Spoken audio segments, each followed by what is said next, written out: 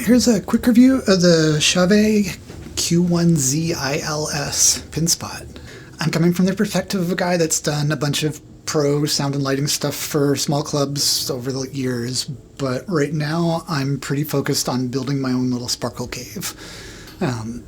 So what that means is I'm focused more on how flexible fixtures are, what kind of fan noise they put out, how big they are, than you might be if you're a mobile DJ or doing stuff at a club. I don't use haze most of the time. I like bouncing light off interesting surfaces rather than particles in the air. From that perspective, here's what I think of the Q1Z. It's pretty much the platonic ideal of a Pinspot with one giant plus that I didn't expect to be as much of a plus as it is, and a couple little nitpicky minuses. It's small, it's reasonably light, it doesn't have a fan, it's got a nice tight beam, it's got a crazy, unreal color mixing capability that I'll get into more later. My nitpicks are, one, it takes a surprisingly long time to start up. I mean, you're not going to be turning something like this on and off a bunch, but it's still sort of weird to have it take that long to boot. Next nitpick is I kind of wish they'd used a PowerCon connector, but I get that it would have made the fixture more expensive and it would have also increased my cable costs, so meh. My last nitpick is probably the biggest one. The bracket is huge compared to the light. Like if I wanted, I had to hang these differently than I would have if the brackets were smaller. So I might machine one of my own just so that I can hang them more precisely where I want to, or that might be too much work and I won't. I said I'd come back to a couple things, the crazy good color mixing and the zoom ring. The main thing you'd use a Pinspot for is lighting up a mirror ball or accenting some architectural feature or creating a counterpoint to a larger wash light.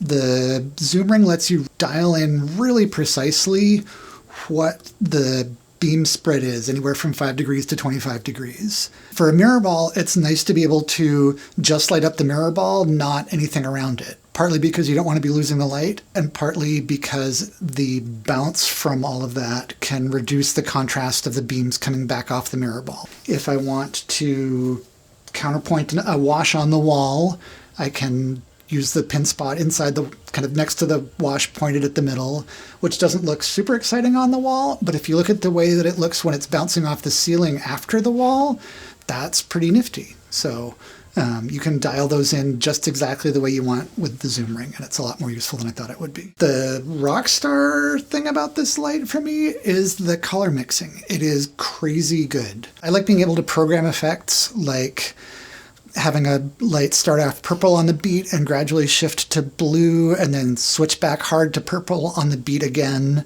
And that's just not a thing you can do with a color wheel. The downside of the RGB, LMNOPW, whatever fixtures is sometimes the emitters don't mix perfectly. You can see, like on a can, you can see the shadows will have this little rainbow fringe around them. Or more obviously, especially bouncing off mirror balls, you'll see a bunch of little colored dots next to each other. So if you've got a purple, if you're creating a purple, you'll see a little blue dot and a little red dot next to each other.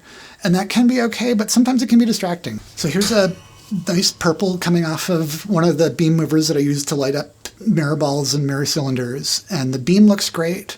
And if you look at the beams coming off the mirror ball, they look pretty great too, but when you look at the dots on the wall from them, you can see the little ring of the light emitter in the fixture, and each thing gets kind of broken up. And when, I'll have people over and they'll ask me, what's the rings on the ceiling? So this is the light coming from one of the inexpensive beam fixtures. Now I'm going to turn on one of these Pinspots, and you can see that's the same purple, it's just mixed perfectly. The reflections from the mover are, the beam mover are sharper because it's coming from further away. It's maybe 15 feet away. So I'll turn on another Pinspot that's about the same place as that mover.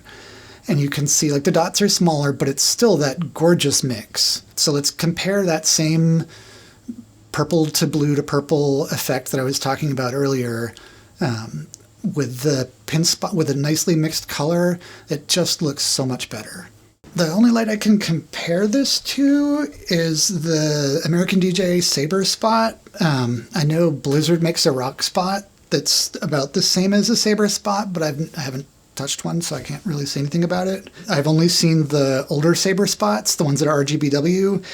The ADJ newer ones, like the last couple years, I think, are RGB Lime, which ADJ is all in on that, but from a controls perspective, I'm just not sold on the RGBL thing. I'd rather be able to have just a white channel that I can control.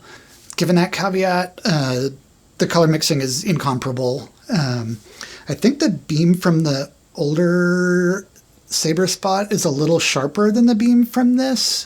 They did use PowerCon connectors, which I kind of miss, but trade-offs for fixture cost and cable cost. So summarizing, this is a great light. I bought a couple of them. I don't regret it. I will buy a couple more as the opportunity and budget presents. If there's other stuff you want to know about it, leave a comment down below and ask. Thanks for watching.